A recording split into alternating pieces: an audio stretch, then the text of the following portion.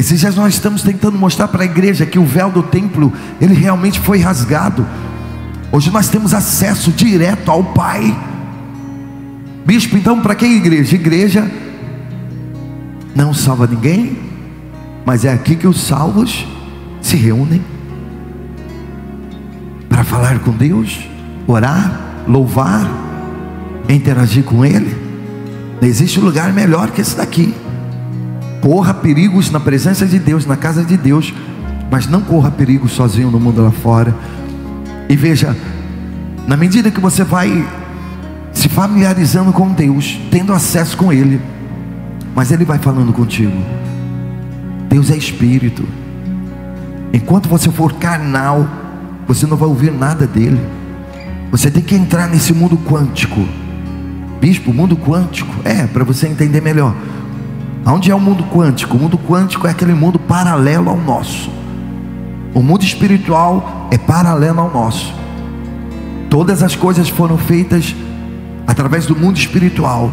Livro de Hebreus capítulo 1. Olha que coisa impactante. Então Hebreus capítulo 11 versículo 3, a palavra diz: pela fé entendemos que o universo foi formado o quê? Pela palavra de Deus. O universo, pela palavra. A palavra é o verbo. Moisés, ele não era sacerdote, e muito menos profeta.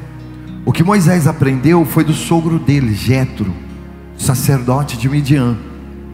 Então, o que Moisés aprendeu? Moisés aprendeu que no princípio criou Deus os céus e a terra. A terra, porém, era sem forma e vazia.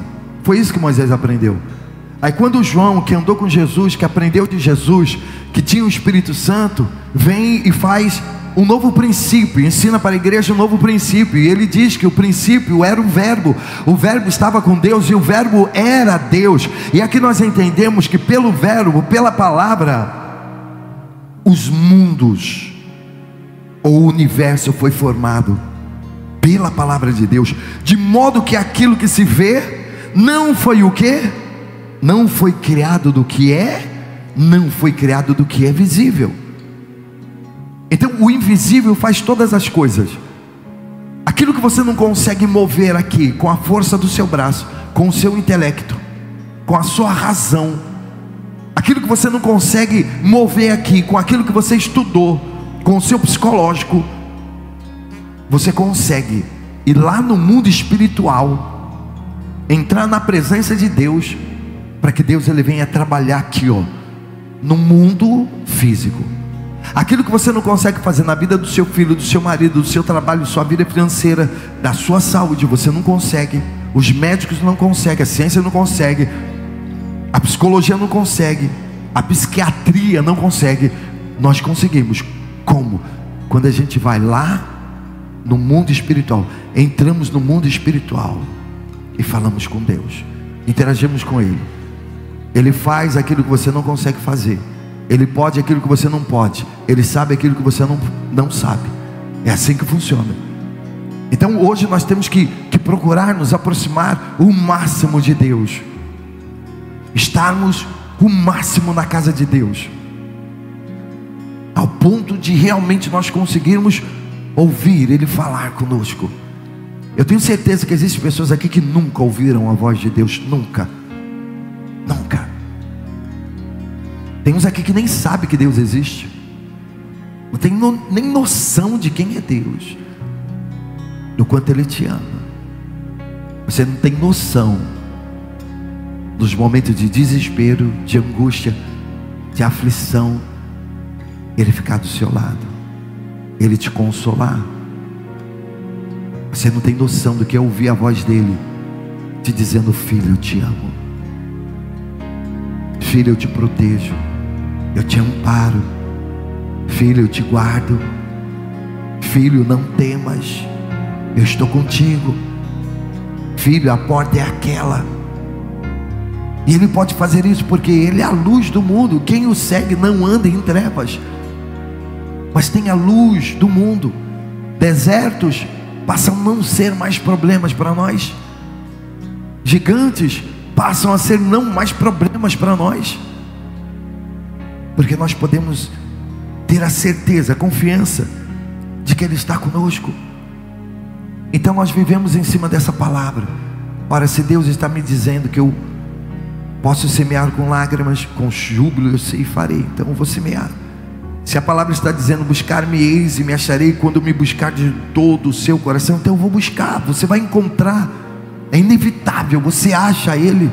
Se a palavra também está dizendo, olha, peçam e será dado a vocês, busquem e vocês encontrarão, batam e a porta o quê? Será aberta para vocês, pois todos aqueles que pedem recebem, e os que buscam encontram, e aqueles que batem a porta o quê? A porta se abre. Sabe, eu quero ter uma igreja que viva pela palavra, que creia na palavra, que chegue para Satanás e diga assim, ó, Satanás, se a palavra está pedindo para mim pedir, então eu vou pedir. Se a palavra está mandando eu buscar, eu vou buscar. Se a palavra está mandando eu bater, então eu vou bater, e a porta vai se abrir. E nada, absolutamente nada vai tirar isso do seu coração. A nossa igreja cada dia vai se tornar uma igreja viva, uma igreja conhecida, e conhecida pelos milagres, conhecida pelas maravilhas, conhecida por um povo que verdadeiramente resolveu, decidiu ancorar suas esperanças em Deus, na palavra. Eles vivem pela palavra, se alimentam da palavra, andam pela palavra. Se a palavra não falar, eles não fazem. Ei, a sua confiança tem que ser tão grande em Deus, ao ponto da palavra dizer para você, vai, e você ir, ao ponto da palavra dizer, não, não vai, e você não ir. Hoje eu me movo somente pela palavra, só pela palavra. Se a palavra diz para mim faz, eu faço. Se a palavra diz para mim para, eu paro. Se a palavra diz continua, eu continuo. É essa dimensão que você tem que ter, é essa sensibilidade de não se mover se a palavra não falar com você, de não sair do lugar se a palavra não falar com você, mas ter ousadia também no momento que a palavra dizer não vai, você ir. Momento que a palavra dizer para você, ó, traz o seu dízimo, porque se você trouxer o seu dízimo, eu vou abrir as comportas do céu e vou derramar bênção sem medida sobre a sua vida.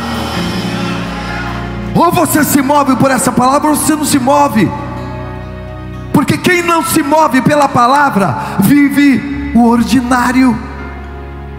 O que é o ordinário? O ordinário é aquilo que todo mundo vive, é aquilo que todo mundo come, todo mundo bebe, todo mundo veste. O ordinário é aquilo que acontece na vida de todas as pessoas.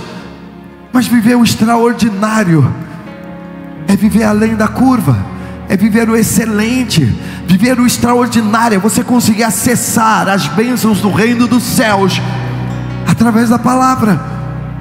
Então eu fico impactado até hoje em ver tantos crentes na igreja que ainda não romperam, não estão vivendo o extraordinário, não estão vivendo o sobrenatural, porque não conseguem acreditar na palavra. Ei, veja, eu vou fazer você acreditar nessa palavra. Eu vou fazer. Esses dias eu postei um áudio lá no WhatsApp. Aí teve uma mulher que falou assim para mim: bispo, o senhor está querendo convencer as pessoas a darem um dízimo? Eu falei: não somente a dar o dízimo, mas vim todos os dias na igreja, toda quarta-feira, toda sexta-feira, todo domingo, porque eu sei que se eu conseguir convencer o povo de fazer aquilo que está escrito, eles vão romper, eles vão viver o sobrenatural. Veja, viver o sobrenatural é tudo uma questão de posicionamento, é tudo uma questão de fé, é uma questão de você acreditar na palavra.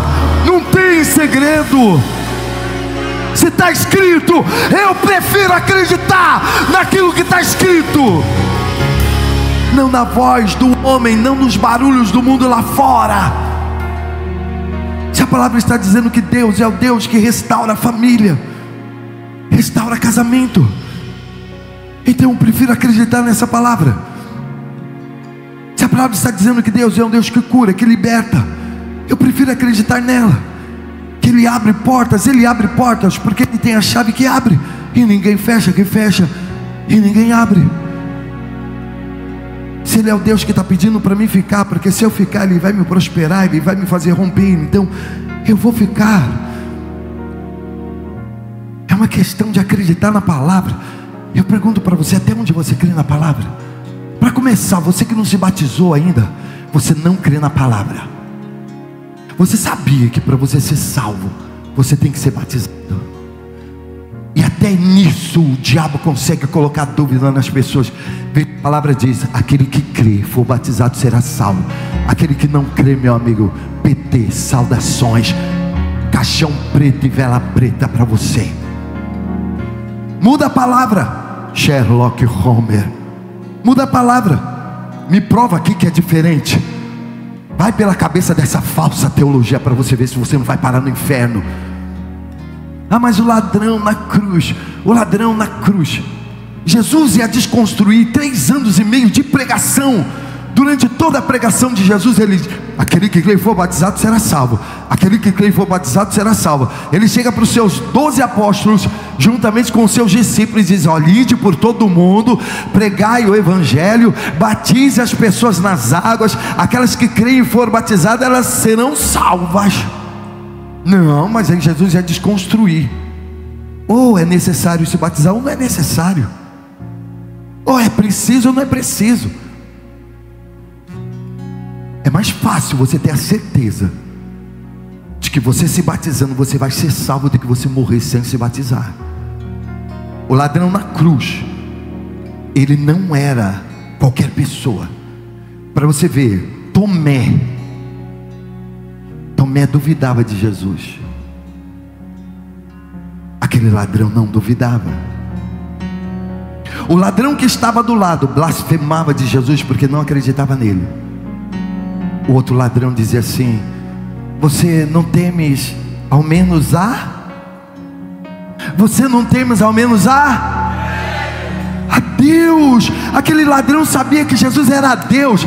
Tem gente aqui que não sabe que Jesus é Deus. Tem gente aqui que não sabe. Muitas igrejas, muitos pastores não sabem que Jesus é Deus. Eles dizem: ah, não, Jesus é filho de Jeová. Jesus é o anjo que apareceu lá no Monte Sinai. Não. Jesus é o verbo que se fez carne e habitou entre nós. Jesus é o Deus encarnado. É o verdadeiro Deus e a vida eterna, que se fez filho. Veja, ele se fez filho. Bispo, e quando ele está dizendo pai, ele está na situação de filho. Ele está nos ensinando a ser filho. Até Eloi, Eloi, lama sabachthani. E eles traduziram, a teologia traduziu, e diz assim: olha, ele está chamando Elias. Vê lá se não está escrito. Ele está chamando Elias. Ele chama por Elias. Aí a teologia traduziu que ele estava dizendo: Deus meu, por que me desamparaste? Não. Eloi vem de Elohim. Naquele momento ele estava dizendo: anjos meus, por que vocês me desampararam? Porque foram os próprios anjos que jogaram ele na cruz. Ah, mas ele estava desamparado. Não estava. A Bíblia diz que Deus estava em Jesus, reconciliando consigo o mundo. O próprio Deus estava ali na cruz, reconciliando consigo o mundo. A palavra diz que se os anjos soubessem quem eles tinham crucificado, jamais eles teriam crucificado. Porque até os anjos achavam que eles estavam jogando na cruz um qualquer. Eles estavam jogando na cruz o próprio Deus. Foi o próprio Deus. Você consegue entender? Então a palavra é o próprio Deus, é Jesus. Se ele está falando que ele faz, então ele faz. Se você não crê ao ponto de se batizar, e você não crê em nada, você pode ver que as pessoas que têm mais dúvida, mais criticam, são as pessoas que nem se batizou ainda. Ela nem se batizou, mas ela já está fazendo planos de receber tudo de Deus. Nem se batizou, mas ela já está fazendo planos de ser guardada, protegida, amparada nenhum mal me sucederá, nem praga alguma chegará à minha tenda, porque aos seus anjos dará ordem ao meu respeito, eles me guardarão de todo mal. E você sabe se isso é para você? Ô meu, acorda, desperta. Você sabe se isso é para você? Essa proteção é para aqueles que habitam no esconderijo do Altíssimo. Ei igreja, ei igreja, ei igreja, essa proteção é para aqueles que habitam no esconderijo do Altíssimo. Esse cuidado, essa cura, essa libertação é para aqueles que decidiram ancorar suas esperanças em Cristo. É para aqueles que decidiram entregar as suas vidas para Jesus e habitar, não somente passar, frequentar, mas eles resolveram habitar no esconderijo do Altíssimo. Então quando você resolve habitar no esconderijo do Altíssimo, entregar sua vida nas mãos de Jesus, então Ele cuida de você. Ele é o Deus que te guarda, Ele é o Deus que te protege, Ele é o Deus que te livra do mal, Ele é o Deus que te abre portas. Guarda a sua casa, guarda a sua entrada, guarda a sua saída, desde agora e para todo sempre. Então o que está faltando? O que está faltando é as pessoas verdadeiramente acreditar. É parar de vir na igreja só querer oração. Crente 6 horas, 6 horas por mim, 6 horas por mim, e para. Na quarta-feira eu estava falando que dentro da igreja existe 2 tipos de pessoa. Existe aquela pessoa que pega a bacia de Pilatos e lava a mão e diz: não estou nem aí, não quero nem saber. Existe aquelas outras pessoas que pegam a bacia de Jesus e saem fazendo a vontade dele, que é lavando os pés uns dos outros. Tem 2 tipos de pessoas: aquelas pessoas que decidiram construir a sua casa sobre a areia, e aquelas que resolveram construir a sua casa sobre a rocha. Você está construindo a sua casa onde? Na areia? Você é aquela pessoa que só vem na igreja, só ouve a palavra, gosta dos louvores? Igreja hoje se tornou uma coisa interessante, que as pessoas vivem na bad a semana toda, não faz nada, está sem namorado, sem rumo, sem direção, sem dinheiro, e diz: eu vou lá para a igreja lá. Por que você vai para a igreja? Não, eu vou porque é legal, vou lá, me sinto bem. Deus não quer que você simplesmente se sinta bem. Deus, Ele não quer que você faça dele uma prateleira,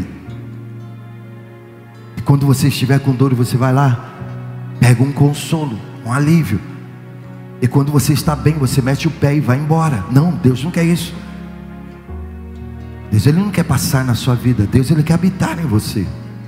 Deus, Ele quer morar em você.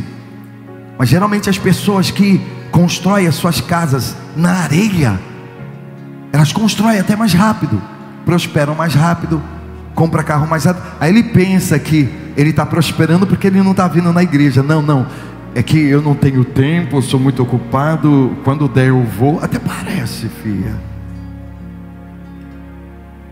Pessoas prosperam sem Deus? Prosperam, é o que mais você vê aí. Pessoas ficam ricas sem Deus? Ficam. Mulheres encontram uma paixão sem Deus? Encontra. Consegue casar sem Deus? Consegue. Consegue ter filhos sem Deus? Consegue. Mas até quando? Até quando você vai prosperar? Até quando você vai crescer? Porque se a sua casa estiver sendo construída na areia, a palavra diz que vai vir os ventos, vão correr os rios, e vão bater com ímpeto contra a sua casa, e ela vai cair, e vai ser grande a sua queda, vai ser grande a sua ruína. Agora, aqueles que preferiram construir as suas casas na rocha, que é Jesus, ou seja, preferiram fazer tudo certo. Não, eu prefiro fazer o que é certo do que o que é errado. Eu prefiro correr pelo que é certo, pelo que é honesto, justo, probo, reto e fiel, do que fazer o que é errado. Eu prefiro sofrer com Deus, padecer com Deus, do que sofrer no mundo lá fora sozinho. Eu prefiro estar com Deus do que estar na roda de escarnecedores, de pessoas que dizem ser minhas amigas, meus amigos, mas só me dão maus conselhos, são âncoras na minha vida, me prendem, me impedem de ter um relacionamento maior com Deus. Veja, todas essas pessoas, se afaste delas. Eles não são seus amigos. Seja parente, amigo, seja pai, seja mãe, Jesus, ele declara: aquele que não deixar pai, mãe, irmão, irmãs, e não for o meu discípulo, não vier após mim, não é digno de mim. Ah, mas é meu pai, é minha mãe. O que eles têm proporcionado para você? O que eles podem te dar? Mas é minha amiga. Sua amiga? Existem pessoas que são âncoras na nossa vida, só nos afundam, nos pervertem, nos tiram da presença de Deus. Não se afaste de tudo aquilo que não presta. Sofra calado, sofra com Cristo, caminhe com Cristo, padeça com Ele, porque o lugar mais seguro para você padecer, quando você está enfrentando o problema, é do lado de Jesus, é do lado de Cristo. O lugar mais seguro para você enfrentar esse câncer, esse tumor, esse cisto, esse mioma, essa crise financeira, essa separação, é do lado de Jesus. Veja, é do lado de Jesus, porque aqueles que sofreram com Ele, aqueles que padeceram com Ele também reinarão. Então prefira, decida construir a sua casa ali na rocha, sendo fiel, sendo justo, sendo verdadeiro, acreditando